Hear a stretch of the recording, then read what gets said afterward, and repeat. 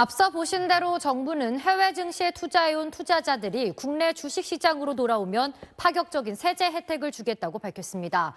이 내용 경제부 고정현 기자와 좀 더 자세히 알아보겠습니다. 고 기자, 해외 주식 투자로 수익을 냈을 때 그럼 얼마나 혜택을 받을 수 있는 건가요? 네, 이 정부는 해외 주식 판돈을 최대 5천만 원까지 1년 이상 국내 주식시장에 두면 양도소득세를 면제하겠다고 밝혔습니다.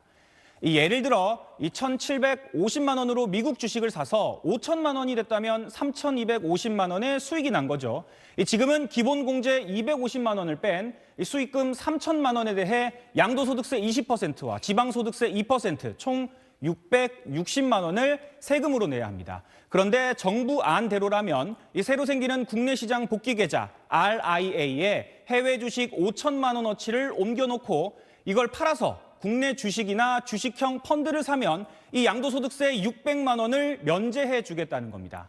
다만 1년 동안 해외 주식 판도는 RIA 계좌에 가지고 있어야 하고 그 사이 종목을 사고 팔거나 하는 건 가능합니다. 이 지방세 2%, 이 60만 원도 법안 논의 과정에서 깎아줄 가능성이 있습니다.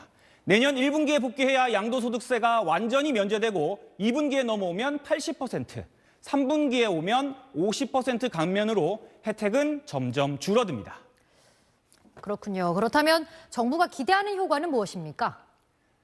네, 현재 국내 투자자의 해외 주식 보유 잔액은 1,800억 달러 정도로 추정됩니다. 260조 원이 넘는 어마어마한 돈인데요. 이 정부는 이 가운데 10% 정도인 180억 달러만 국내 증시로 복귀해도 적지 않은 환율 안정 효과가 있을 것으로 보고 있습니다. 또 단순 복귀가 아니라 국내 주식을 1년 동안 보유해야 되는 만큼 국내 증시 부양에도 도움이 될 것으로 기대하고 있습니다. 고 기자, 이런 조치들이 그럼 서학 개미들의 눈을 국내 시장으로 다시 돌릴 수 있을까요? 네, 해외 주식 투자자 서학 개미들의 반응은 엇갈립니다. 대주주가 아닌 다음에야 양도세가 없는 국내 증시와 달리 이 해외 투자는 수익금의 5분의 1을 세금으로 내야 했던 만큼 충분히 국내 복귀를 고려해 볼 만하다는 겁니다.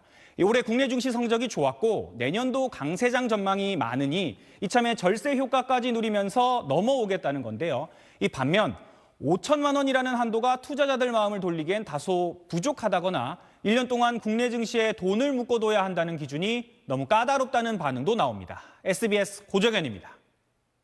안녕하세요. SBS 주시은입니다. 오른쪽에 구독 버튼 보이시나요? 더 많은 뉴스와 라이브 이벤트 궁금하시다면 이 구독 버튼 눌러주시고요. 항상 저희 SBS 뉴스 시청해 주셔서 고맙습니다.